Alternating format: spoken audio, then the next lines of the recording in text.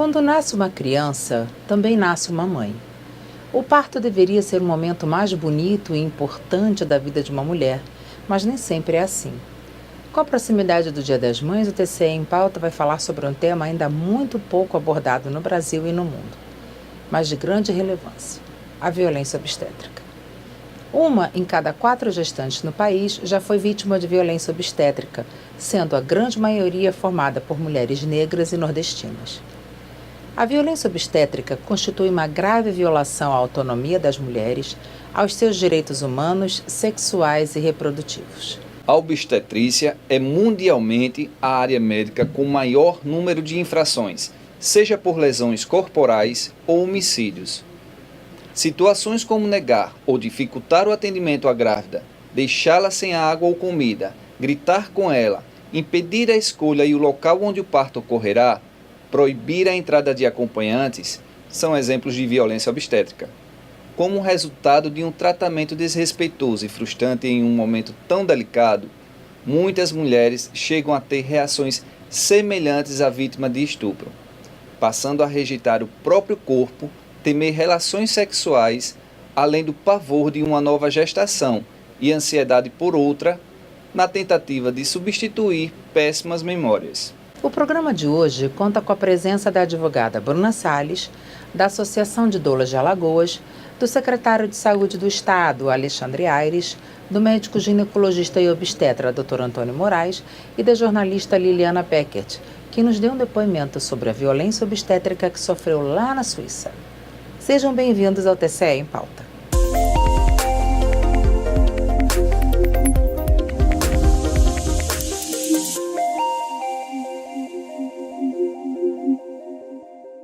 Você saberia dizer se foi vítima de violência obstétrica durante a sua gestação?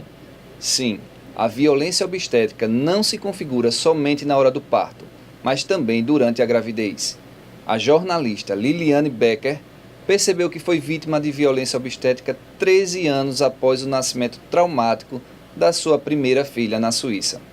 Vamos ouvir o depoimento dela para, quem sabe, você poder identificar se também foi vítima de violência obstétrica e nem se deu conta. Olá, meu nome é Liliana Beckert, eu moro aqui na Suíça desde 2005 e a minha filha nasceu em 2006, hoje ela vai fazer 13 anos e naquela época, quando a minha filha nasceu aqui na Suíça mesmo, eu nunca tinha ouvido falar desse termo violência obstétrica, mas eu acredito que o que aconteceu comigo na época, durante o parto normal dela, tenha sido uma violência obstétrica. Eu ouvi falar desse termo tem pouquíssimo tempo. Na época, quando ela nasceu, eu assinei um documento dizendo que eu gostaria de ter anestesia, por exemplo. E eu pedi várias vezes durante o parto, mas ninguém me aplicou anestesia. Então eu tive que enfrentar um parto normal, com todas as dores, ao natural mesmo, e aguentar para que ela nascesse. Outra coisa também que o meu parto normal não teve e que eu não gostaria que tivesse acontecido foi que ele foi induzido com ocitocina, o que faz com que as contrações elas venham muito rapidamente e isso acaba gerando muita dor para a mãe. Enfim, uma outra coisa também que acabou acontecendo sem o meu consentimento foi eles terem puxado a menina com... É como se fosse um fórceps, mas não é, eu não sei o nome técnico, mas eles puxam com aquele vácuo na cabeça da criança e também usaram de episiotomia, tudo sem me perguntar, só falaram, fizemos e pronto. Agora, para mim, o que foi pior foi a questão de não terem me dado a anestesia, porque para mim o parto, que seria uma experiência que deveria ter sido linda, acabou sendo muito traumática. Tanto é que o meu segundo filho, eu optei por não fazer parto normal, porque eu jamais gostaria de repetir aquela experiência. Então, uma coisa que era para ter sido bonita, uma experiência bacana, eu não acho que tenha acontecido dessa maneira por conta dessa violência obstétrica, que na época eu nem sabia que existia esse termo. É uma pena, né? Para sabermos como identificar uma violência violência obstétrica e de que forma devemos denunciá-la, conversamos com a advogada Bruna Salles, da Associação de Doulas de Alagoas, no estúdio do TCE em Pauta. Confira. Olá, hoje nós vamos conversar sobre um assunto que é tabu no mundo e no Brasil também. A violência obstétrica. A violência obstétrica, ela atinge grande parte das mulheres no mundo inteiro e a gente vai entender melhor como se dá a violência obstétrica, como se configura a violência obstétrica com a doutora Bruna Salles. Obrigada, Bruna, pela sua presença aqui. Explica pra gente como é que se configura a violência obstétrica, como que uma mulher consegue identificar se ela foi vítima ou não de violência obstétrica na hora do parto. Na verdade, a violência obstétrica, ela ainda não tem nenhuma regulamentação jurídica que defina em letras exatas como é que é a sua configuração. Mas existem estudiosos e cientistas, tanto da área da saúde como na área jurídica, que formaram um conceito de violência obstétrica, que é aquele tipo de violência que o profissional utiliza a sua força profissional, o seu poder de persuasão, para poder usurpar da mulher a sua autonomia. E aí ela fica sem poder decidir. É um fruto também da falta do conhecimento, da falta de conhecimento sobre a área da saúde, sobre o próprio corpo.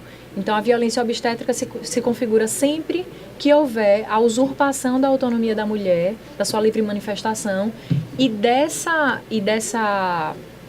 infração, dessa usurpação da autonomia, acomete em alguns ilícitos, como agressão física, psicológica, sexual, moral. Existem várias formas de se configurar. Então, vai além, apesar do nome ser violência obstétrica, não é a violência simplesmente causada pelo médico obstetra, como talvez a gente leia em primeira visão. Na verdade, é aquela violência praticada dentro do ciclo gravídico puerperal, que vai desde a gestação, durante o pré-natal, atende ao parto e ao puerpério. Então, a violência pode ser pelo porteiro, pela recepcionista da casa de saúde, pela enfermeira que prestou, e existem vários. E é uma violência de gênero. Ah, entendi. Inclusive, o fato até de não dar informações já se configura uma violência.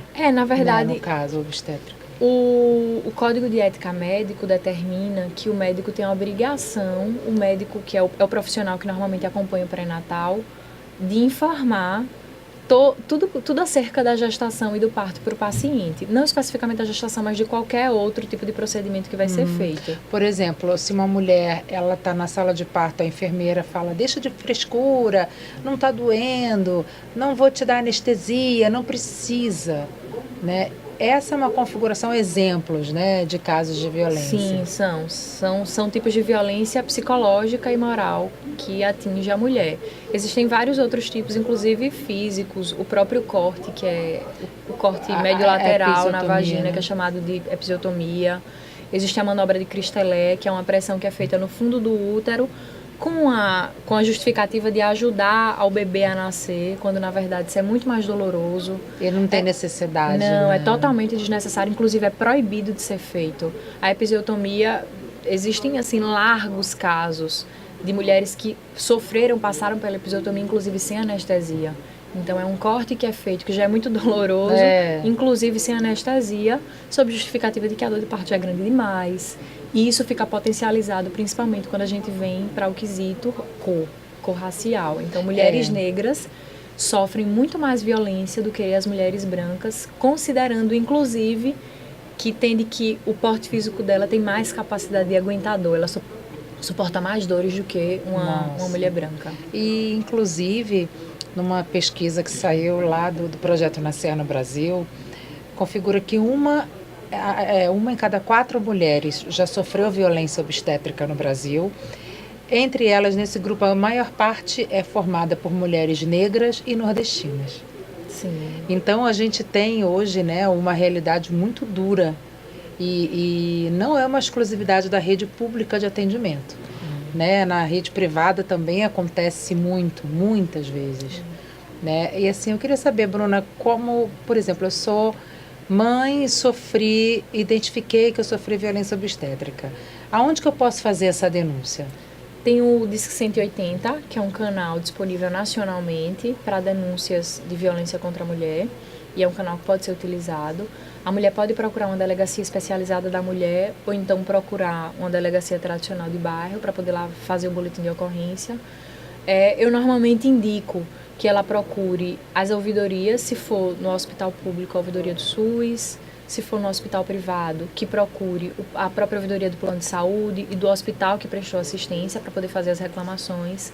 A depender de quem cometeu o ilícito, que procure o CRM, o COREM, a Benfo, enfim, que busque os meios administrativos inicialmente para promover as primeiras denúncias, para que seja realmente... Acho que o primeiro passo nessa luta contra a violência obstétrica é levar a informação de que a violência obstétrica existe, que ela acontece. É verdade. Que é um dos grandes problemas que a gente tem, que é uma violência que está silenciada.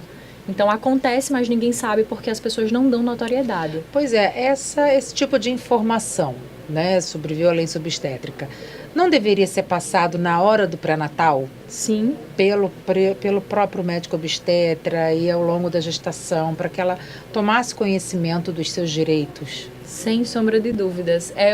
A luta da humanização, na verdade, é durante o processo do pré-natal. Porque é no pré-natal onde a mulher recebe as informações, onde ela pode se instruir, onde ela pode, que a gente chama, que a palavra do século é o empoderamento, né? Isso. É onde ela tem condições de se empoderar para poder exigir a sua autonomia na hora do parto. Então, se ela não tem conhecimento sobre o corpo, sobre as fases do parto, sobre o que vai acontecer com ela, com o filho dela, fica muito difícil dela, no momento do parto, impor alguma situação em detrimento a uma pessoa que estudou tanto, que se capacitou Claro. na área da saúde. Então, ela acaba ficando refém desse poder profissional que detém o profissional da saúde, naquela circunstância de total vulnerabilidade, porque o parto é o momento que você está naquele limiar entre a vida e a morte, né? É verdade. É aquele limiar singelo. E ninguém quer arriscar a vida de um filho. Então, o excesso de cautela é carimbado e é o que sustenta as cesáreas, o grande número de cesáreas no país também.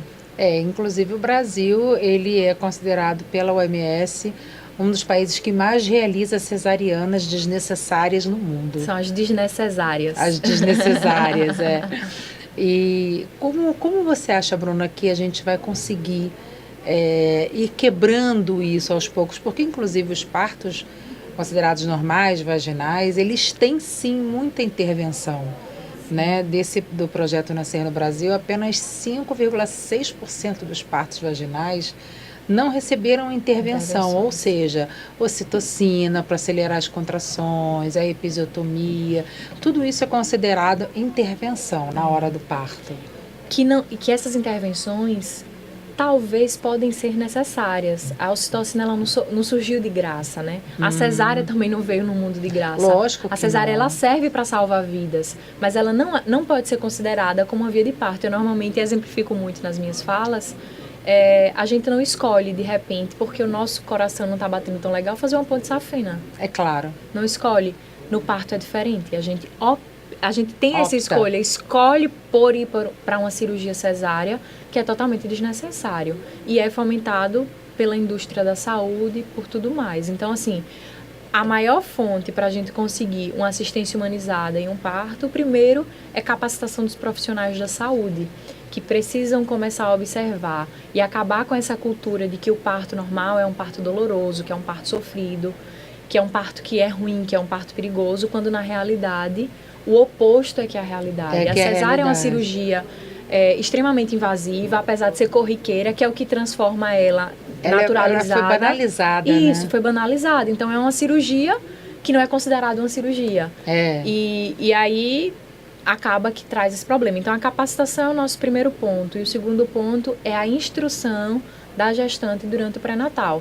Aqui em Maceió, especificamente, a gente tem um grande número de rodas de conversas que falam sobre o parto humanizado, tem as doulas que auxiliam bastante as mulheres nesse trabalho de informação, que traz artigos científicos, que leva a capacitação, abre o diálogo com outras gestantes para que elas possam falar da sua realidade. Então, tudo isso traz esse poder e a informação que vai auxiliar para que a assistência seja melhor. Com certeza. E a proteção dessas gestantes, né? Você sabe dizer se existe algum projeto de lei tramitando ou política pública em Alagoas que proteja as gestantes desse momento? A gente tem a Rede Cegonha, que é uma rede que faz pesquisas e que busca os dados para poder fomentar o parto normal, que a gente tem um limiar muito grande entre o parto normal e o parto vaginal, que o que normalmente acontece hoje são partos vaginais. Não partos normais. Isso. São cirurgias feitas através do canal vaginal, que é o que não é indicado, que foi a pesquisa que você mesmo trouxe. 5,5% das mulheres têm intervenção. Não tem intervenção nos seus partos. É muito pouco. Então é um número muito pequeno. Então a gente já considera que o número de cesárea é absurdo. E do número de partos normais, a gente só pode considerar normal 5,5%. O restante são partos anormais. E isso fomenta o medo do parto, né? Traz isso. Hoje aqui no estado de Alagoas a gente tem duas leis, a lei da gestante e a lei do parto humanizado. Essa lei do parto humanizado disciplina algumas questões, como o plano de parto, do que é que a mulher tem direito, quais são as obrigações do médico. E o direito ao acompanhante é uma lei federal, é a lei federal que a gente tem que disciplina. E a lei da gestante fala das condições da assistência durante o parto, que deve ser humanizada, o que é que precisa ter. E tem outras regulamentações, como a própria a vigilância sanitária, tem algumas recomendações para o hospital que obrigam que ele atenda a alguns requisitos, é norma que eles precisam atender para o parto humanizado. Então, assim, existe um arcabouço geral, amplo, mas não existe nada voltado para a violência obstétrica em si e o parto humanizado a nível federal. Entendi. Uma das grandes lutas que a gente tem hoje aqui no estado é conseguir garantir a aprovação da lei da doula, porque a doula é a profissional que acompanha durante toda a gestação e que durante o parto, muitas vezes, ela é proibida de entrar dentro da sala de parto.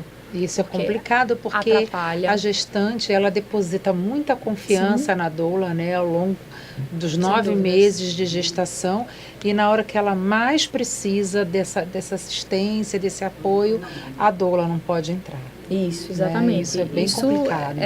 A gente diz assim no popular, né, corta as pernas da gestante, né? Ela fica totalmente sem chão, porque tá ali, vem esperançando um momento incrível da vida, né? Nós mulheres somos donas da perpetuação da espécie humana, é a gente que traz a vida. A gente que traz, A gente é que traz e que perpetua a espécie. E nesse momento tão delicado, a gente é tão violentada, violentada, né? É tão né? violentada. E a OAB tem alguma iniciativa nessa área, né, para prevenir a violência obstétrica? Sim, a gente está planejando agora, no dia 29 de maio, uma audiência pública tratando sobre o tema de violência obstétrica, que inclusive, assim, fiquem todos convidados a participar da audiência. Que horas vai ser? Vai ser a partir das 14 horas da tarde. A gente vai iniciar com algumas palestras acerca do tema e depois a gente vai abrir para escutar as mulheres, os profissionais que atuam com o parto, na assistência do parto, e verificar qual a nossa necessidade e o que é que a gente realmente está precisando hoje para mudar. Tem uma frase que eu gosto muito, né? Que para mudar o mundo é necessário primeiro mudar a forma de nascer. Então, se a gente já nasce mal, o mundo já acaba ficando um pouco comprometido. Né? Com certeza. Bruna, só para a gente encerrar, na sala de parto, a última palavra é da mulher ou do médico? Hoje em dia, infelizmente, é do médico, né? Hoje em dia, infelizmente, a palavra é do médico. Deveria ser da mulher, porque ela é que deveria protagonizar o seu parto. Até porque o parto é dela, não é da equipe da saúde, não é da instituição. Nem do médico. Nem do médico, principalmente do médico. O médico está ali para prestar uma assistência ao parto, mas o parto em si é da mulher. Mas, infelizmente, hoje a gente acaba tendo, e é uma verdadeira luta, porque existe uma crença que acredita que a gente está tirando a autonomia do profissional, quando na verdade o ativismo na humanização do parto não visa tirar a autonomia de ninguém, muito pelo contrário, a gente devolve a autonomia de quem realmente é, que é da mulher que está parindo, e cada profissional tem o seu devido lugar e a sua devida assistência, então é respeitar o espaço de cada um e a sua atuação. Perfeito. Bruna, muito obrigada pela sua presença, foi muito esclarecedora. Eu acredito que daqui para frente quem tinha muitas dúvidas, né, sobre violência obstétrica já conseguiu clarear um pouquinho. Eu que agradeço a oportunidade, é muito bom ter espaço para a gente poder tratar sobre o tema. No próximo bloco você vai ver a entrevista com o secretário de Saúde do Estado de Alagoas, Alexandre Aires, e com o médico ginecologista e obstetra, Dr. Antônio Moraes. Não saia daí, a gente já volta.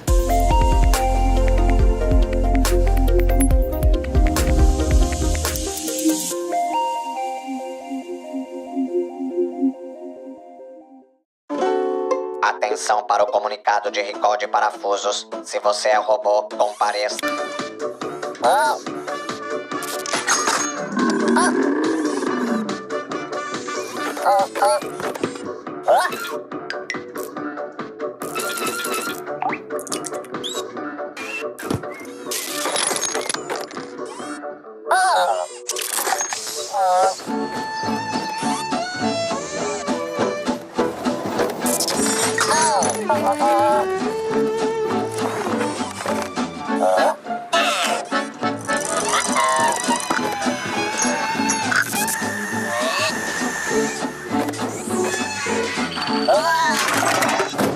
Quando houver um comunicado de recall, não corra riscos, compareça. É de graça, um direito seu e um dever do fabricante. Segurança é coisa séria, faça a sua parte.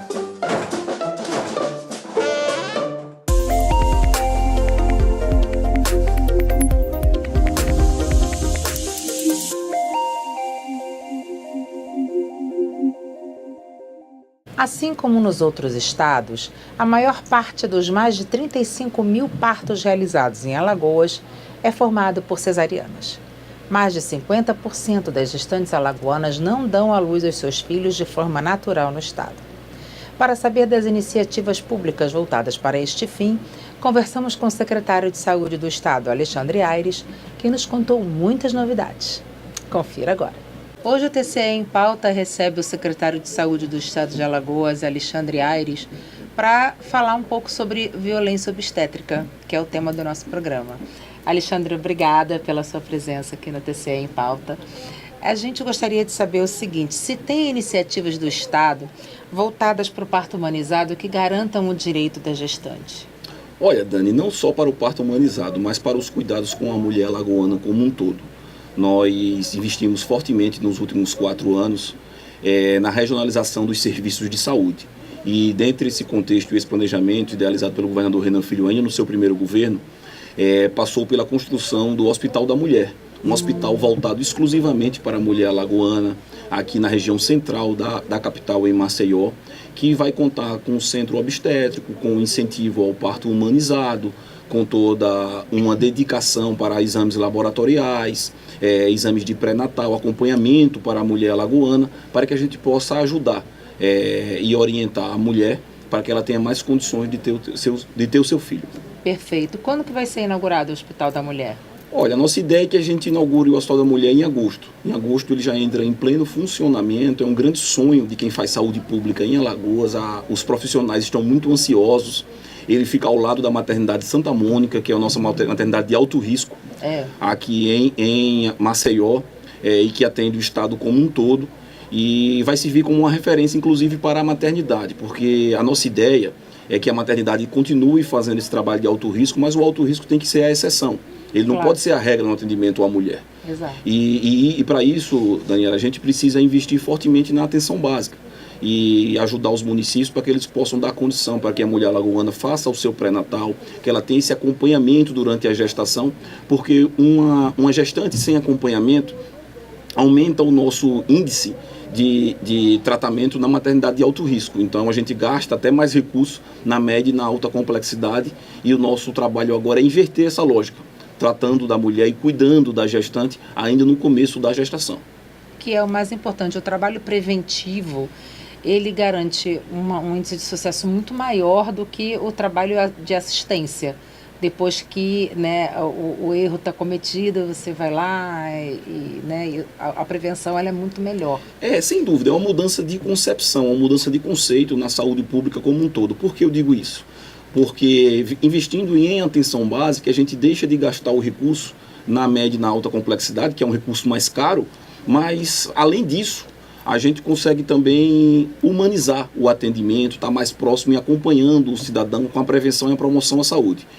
Falando assim abertamente para quem nos assiste, é como se a gente saísse e parasse de atuar como bombeiro. O bombeiro atua para apagar a chama. Isso. A gente não quer atuar como bombeiro, a gente quer atuar como um educador e um orientador, lá na ponta, lá no início, realmente do problema da saúde, para que a gente possa, não só no caso da mulher alagoana, mas no caso dos diabéticos, no caso dos cardíacos, pessoas que precisam de orientação, de como tomar o seu remédio, de se prevenir, para que ele não possivelmente, no futuro, não se torne um amputado.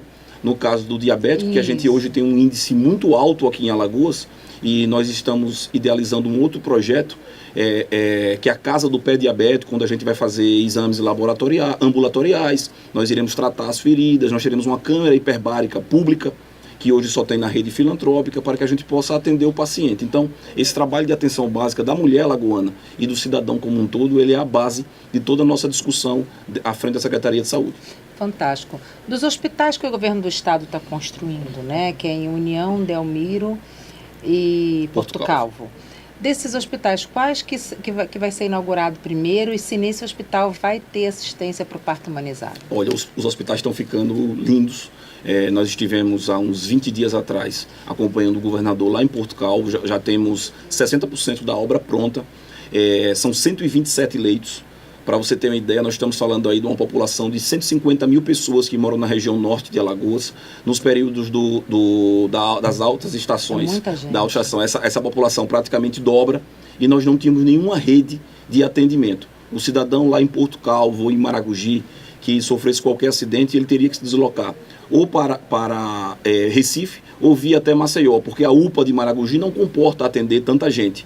Então o governador idealizou com a equipe a construção desse grande hospital e ele vai ficar pronto até o começo do ano que vem. A gente vai entregar à população da região norte esse importante equipamento, que vai contar com com UCI neonatal, com apoio ao parto humanizado, para que a gente possa realmente dar uma condição à cidadã alagoana.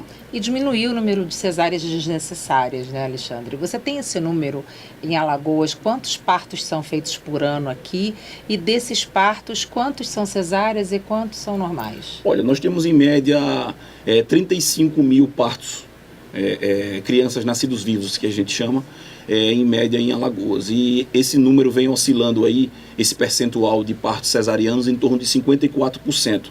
Então, assim, mais da metade dos nascidos hoje são partos cesáreos e a gente quer inverter essa lógica com o fortalecimento da discussão do parto humanizado, com o apoiamento da mãe para as mães alagoanas, para que a gente volte aos tempos dos nossos pais e avós, quando a gente tinha esse número invertido. Exato. E os partos humanizados, os partos normais, como popularmente são conhecidos, eram muito maiores do que os partos cesarianos. A cesárea sempre foi a exceção, ela não pode ser a regra. Não pode ser a regra, exatamente.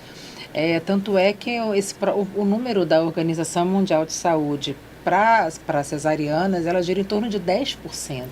Então, nós estamos 5 vezes mais, realizando mais partos cesáreos do que o de fato são necessários, né? Isso realmente é preocupante. Hoje, onde a gestante em Alagoas ela pode fazer o seu pré-natal? Há essas iniciativas na rede pública para a mãe? Olha, o pré-natal ele é um tratamento, um exame, um acompanhamento da atenção básica dos municípios. E eu tenho discutido com os secretários municipais de saúde para que a gente possa fortalecer esse acompanhamento. Hoje, Alagoas está com os índices muito baixos de pré-natal e, como eu falei agora há pouco, isso prejudica muito o atendimento pós-parto.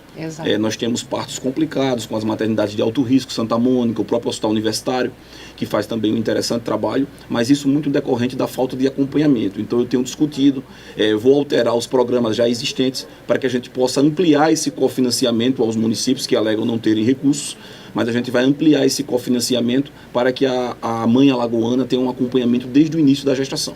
E os médicos, técnicos de enfermagem, enfermeiros, etc., eles têm algum tipo de capacitação oferecido pelo Estado, justamente voltado a mudar esse mindset desse número de cesáreas desnecessárias? Olha, as capacitações ainda são muito poucas. A gente está ampliando essa discussão. Eu vou lançar até o final do mês, quer dizer, no mês de junho, um grande programa de fortalecimento da atenção básica, e isso envolve esse trabalho educacional, conscientizador do servidor, para que a gente possa ter esse acompanhamento próximo realmente da cidadã alagoana. Alexandre, você sabe dizer quais são os hospitais públicos que oferecem hoje o parto humanizado? Se permite o acompanhamento de doulas, do próprio pai, para entrar na sala de parto? Esse trabalho ainda é muito pequeno aqui em Alagoas. Nós temos acompanhado que alguns hospitais filantrópicos, eles fazem esse incentivo ao parto humanizado, algumas maternidades. Mas como eu te disse, o índice de cesárea ainda é muito alto, e a grande virada aqui em Alagoas vai ser com o Hospital da Mulher. O Hospital da Mulher vai mudar essa realidade e ele vai trazer de volta a priorização do parto humanizado, com enfermeiras capacitadas, com médicos realmente voltados a incentivar o parto humanizado. Isso é muito bom, porque a gente percebe que o governo do estado ele está caminhando junto a uma tendência mundial, que é a diminuição do número de cesarianas desnecessárias e, acima de qualquer coisa, a mudança de mentalidade, tanto dos médicos quanto das mães, precisa ser colocada, né, em prática.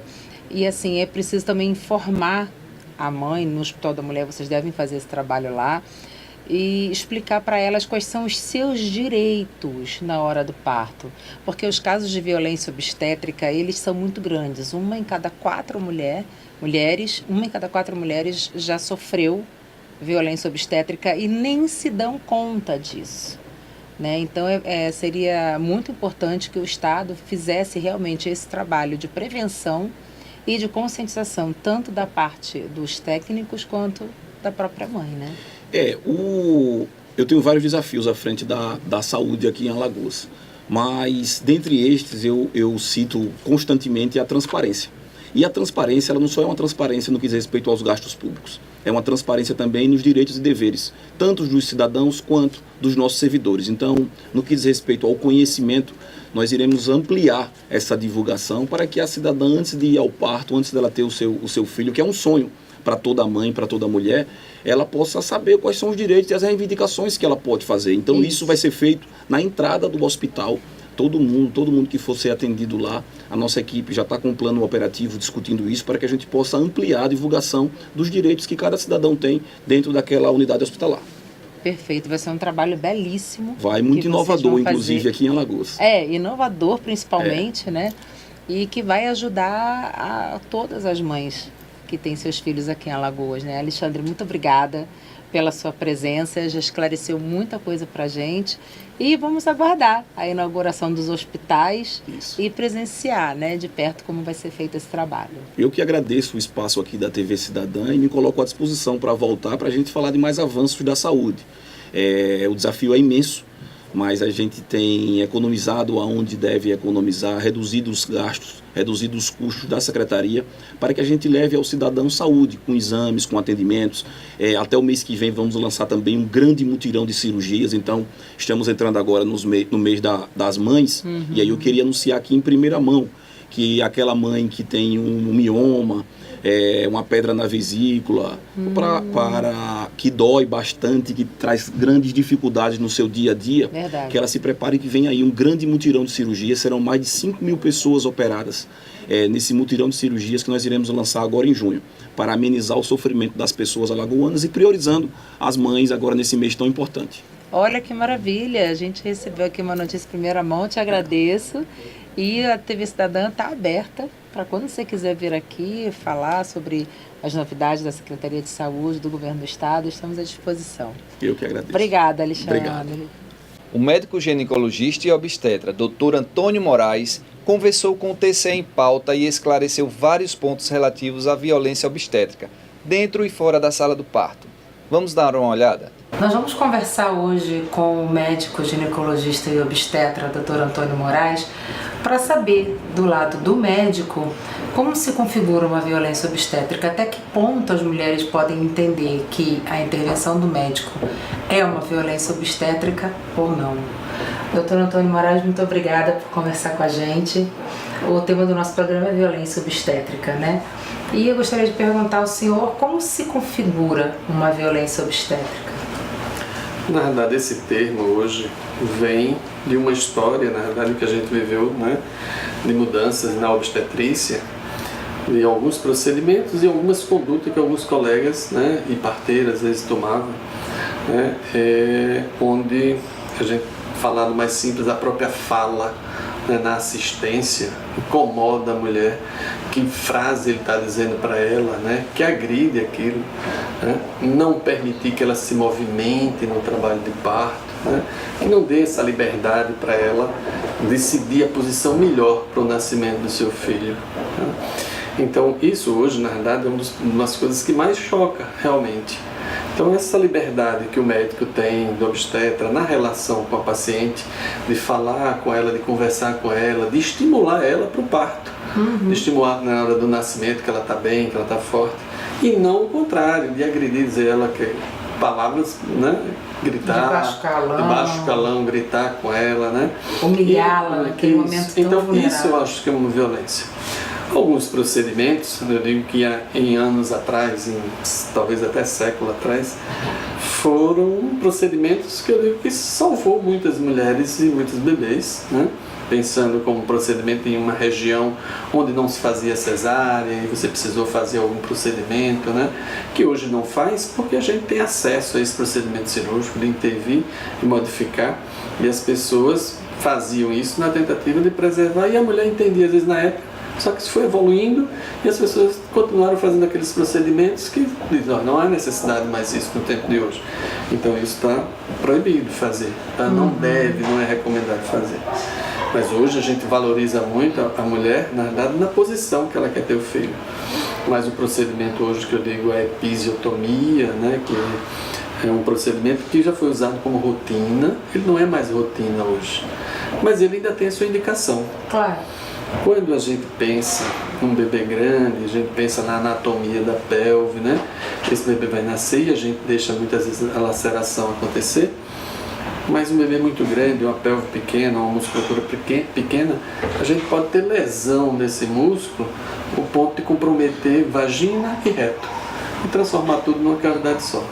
Então, na hora que ela escolhe o profissional, ela dê essa liberdade também de ele chegar a dizer assim, no seu caso, nessa expulsão que eu vou precisar fazer epísio. E ele faz e ela não vai identificar a laceração de reto, nem nada, porque ele fez a epísio.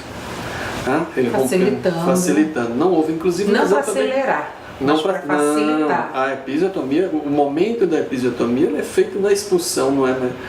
Eu vou fazer para acelerar. Ele foi feito antigamente, muitas vezes, com a ideia de acelerar mesmo. Mas hoje, a ideia, na verdade, é você fazer para evitar esse dano de lesão de bexiga ou lesão de reto, né? Então, essa exposição que às vezes eu mostro na tela, né, como é a anatomia, para ela entender e fazer isso. Então ela precisa dar essa liberdade. Nenhum parto vai precisar fazer. Não, tem partos que vão precisar fazer epísio. Aí ela precisa entender isso. Tá? Então, isso é uma coisa que no tempo de hoje, na verdade, dizer que fez epísio e sofreu uma violência, se ela entendeu bem com o médico que era anatomia, reconheceu o momento que precisou, tá tranquilo, não tem problema não. Isso é perfeito, né? Perfeito. A comunicação, acho que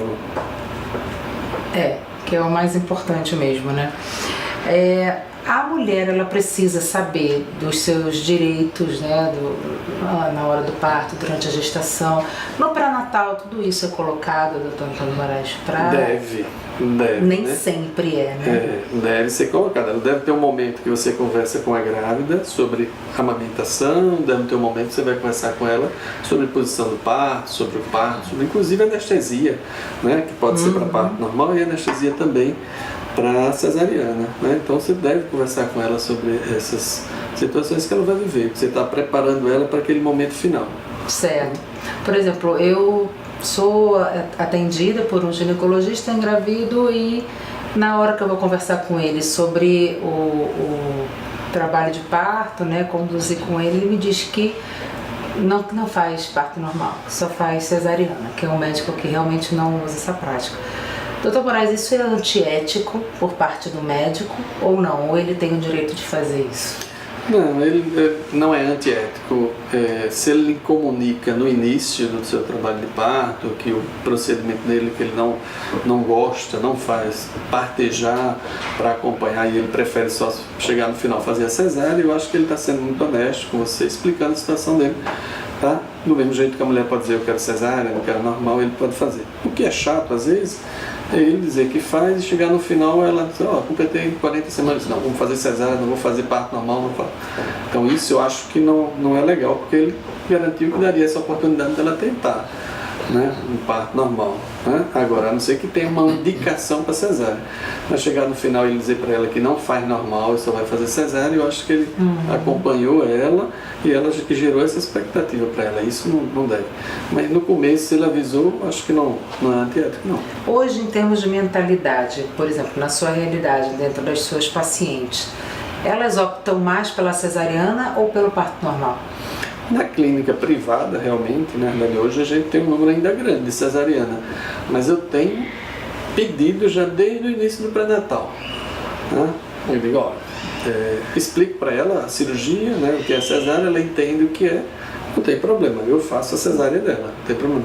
Não, eu quero normal, né? Tranquilo, a gente vai até o limite da data que a gente acha que é a data limite, né, que geralmente você tem hoje uma data provável de parto, são 40 semanas.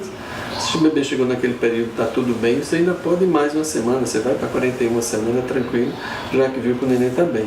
Né? Mas o número ainda, eu acho que ainda é alto.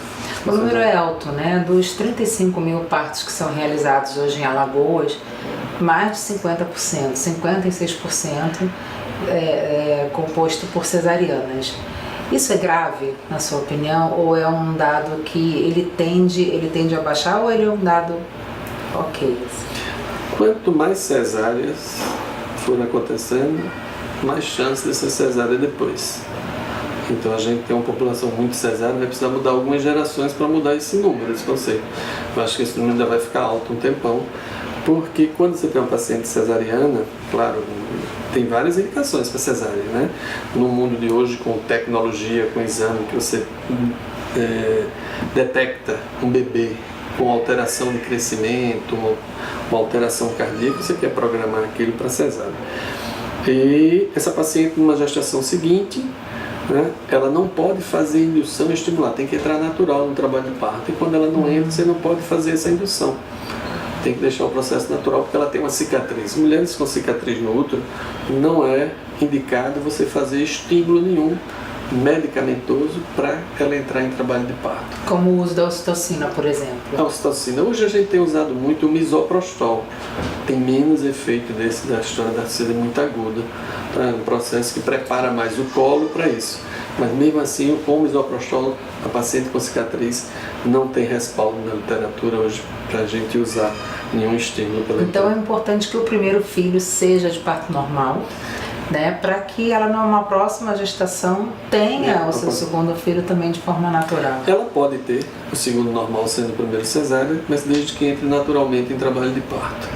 Tá? Então essa é uma condição também de esperar esse sinal do trabalho de parto, porque eu digo que é uma coisa da humanização. Né? Arrumar situação para tirar o bebê antes do tempo, às vezes só por uma data festiva, isso não é antiético, né? Isso não é recomendado, tá? Tirando o bebê antes, prematuro, tudo por isso não é recomendado, isso não deve acontecer, tá? Então isso eu acho que também seria uma violência em cima disso, tá? E alguns médicos praticam para atender a paciente e isso também não é uma coisa ética, digamos. Se você diz, ela diz, não, eu faço 40 semanas e a data da 40 semanas é dia 10, não acontecer até o dia 10 é aniversário do meu marido, eu quero ela estar com 40 semanas, está dentro de um prazo até pode. Aí sim. Mas eu vou tirar com 37, 38 semanas, se o bebê bem, está indo tudo tranquilo, só porque é uma data festiva, não é recomendado. É importante que o médico tenha esse posicionamento. Da mesma forma que eu disse que ela escolhe um profissional para conduzir, né, e que chegar na hora que ele quer fazer epísio, ele ter essa liberdade, ou ele indicar a cesariana, que o trabalho de parto mudou e precisou fazer cesárea, ela entender porque foi um profissional que escolheu para conduzir, né, nessa hora também ele tem que dizer assim, ó, não vou fazer sua cesárea nessa data que o bebê está antes do tempo. Não posso tirar, mesmo que seja uma data que ela queria muito, mas não deve ser feito. Não deve, né? Na sala de parto, a última palavra da mulher ou do médico? dependendo da situação, eu digo assim, né? Muitas vezes, não, eu quero meu filho aqui junto, é dela, meu filho tem que estar junto mesmo, já é um procedimento, né? Mas é uma última palavra, se ele disser assim, estou na sala de parto e modificou aqui, apareceu uma alteração, desceu um cordão, ou mudou a frequência, preciso fazer uma cesárea, ela dizer não quero, o risco alto do menino entrar em óbito ali. Então tem que ser dele na conduta nessa fase. Mas assim, quando a relação é boa desde o pré-natal para chegar no parto, eu acredito que ela acredita no que ele está dizendo, o que ele está revertendo para isso. É preciso conversar, né, muito antes. Porque para você submeter um procedimento cirúrgico, é importante que alguém lhe explique por que você está fazendo. Porque às vezes não bota na sala e vou operar, não pode ser assim. Porque muitas vezes no atendimento público a mulher ela não tem o seu filho com o médico que a acompanhou. Muitas vezes é com o médico de plantão, às vezes é um técnico de enfermagem que auxilia e não há essa intimidade suficiente, né, para que nesse momento haja uma conversa e haja esse entendimento. Como que a gente pode colocar isso para a mulher, para que ela entenda que a última palavra deve ser aquela que veja o bem-estar da mãe e do bebê, né? Hoje os serviços têm evoluído como hospital-escola. Aí você tem hoje dentro dos serviços profissionais que estão em treinamento, né? Médicos já, tem enfermeiras também já em treinamento, e a gente tem observado isso, tem dado um suporte melhor. O pessoal da fisioterapia participando, botando ela para fazer exercício, então essa comunicação eu acho que melhorou bastante. Isso tende a gente melhorar um pouquinho esse dado de cesariana, parto normal, melhorar para o parto, porque essas pessoas estão ajudando a partejar. A enfermagem participa muito disso, a fisioterapia participa muito disso, né? E a presença do acompanhante também, né, tem dado uma força muito grande. O que a gente se policia, que eu fico às vezes reclamando, é que às vezes as pessoas entram dentro do pré-parto para acompanhar como acompanhante, mas às vezes parece mais, estão entrando mais como um repórter para documentar e não chega junto, tá só com o celular batendo foto, entendeu? Isso é ruim. Isso é ruim, então fica junto dela, dá o apoio dela, fala com ela, essa palavra de conforto que fortalece essa mulher, que dá, né? O suporte é para isso o acompanhante. Então às vezes eu vejo muitas vezes a acompanhante sentada, a paciente se movimentando e a acompanhante no canto com o celular só mexendo e a paciente andando. Não é para isso que o acompanhante está acompanhando, né? A paciente em trabalho de parto se movimentando e ela sentada, ou ele sentado ali com o celular, só trocando o zap, escrevendo, tá? Fotografando, e a mulher precisando do auxílio. Às vezes tocar, segurar, tá com a mão junto, botar a mão no ombro. Isso dá uma força, porque mostra a presença do outro, né? Às vezes o outro tá ali físico, mas não tá emocionado. Mas não tá, né? Mas não tá ali com ela, tá certo? Então o acompanhante é para isso. Então não é um ingresso que a mulher tem para mandar alguém ficar lá dentro fazendo foto só na hora, ou esperar só para fazer a foto na hora do nascimento. Hoje muitos médicos também, eles criticam o trabalho das doulas. E a gente vem observando que o trabalho delas tem sido, sim, de fundamental importância para algumas mulheres. Como que o senhor vê o trabalho das doulas? Da mesma forma que a relação médico-paciente tem que ser uma relação muito aberta, tranquila, com a doula também. A função da doula, na verdade, é esse auxílio emocional, de ajudar ela na posição, tá? E com o médico, né, na hora que ele decide, ele que está com a paciente conversando, né, a ideia é de que a doula acompanhe os dois, né? E não ela chegar a dizer, ela não é a pessoa que vai tocar, que vai auscultar, né? E nem é a pessoa que vai dizer assim, eita, não faz cesárea, ou faz cesárea, não faz episo. Não é dela essa função. A função, na realidade, dela é esse apoio emocional para a paciente, uma massagem, botar uma música com a paciente, auxiliar nela no levantar, ou conversar com ela, dar essas palavras, tudinho, de conforto, de estímulo para ela, que ela está indo muito bem naquele momento. Eu acho que é beleza. Então, assim, a relação médica é importante que o médico conheça quem é a doula, né, que entenda que também é uma pessoa que vai fazer parte da equipe. Não é uma pessoa que está lá para observar se o médico faz certo, se o médico faz errado. Não. Ela já deve ser uma pessoa da relação do grupo. Perfeito. Doutor Antônio, muito obrigada pela sua entrevista. Eu espero contar com o senhor para uma próxima, falando sobre vários assuntos esclarecedores como esse agora, que acho que tirou a dúvida de muita gente. Tranquilo, eu digo sempre assim, lembre na história da anatomia também da pelve, né? Esse valor para o futuro da mulher. Na realidade, a gente está trabalhando do binômio mãe-filho, né? É verdade. Deixando bem, tá? Então tem situações que podem modificar esse trajeto e criar um dano maior para o futuro dessa mulher. Tem que tomar cuidado às vezes com isso. Não estou dizendo que vai ter que fazer sempre a física, tem que fazer sempre cesárea. Mas tem situação que vai ter essa necessidade. Tá? Obrigada. Que tema você gostaria de ver aqui no TCE em Pauta? Mande a sua sugestão para o e-mail comunicacão@tce.al.gov.br que vamos te atender. Muito obrigado pela sua audiência e até o próximo programa. Tchau!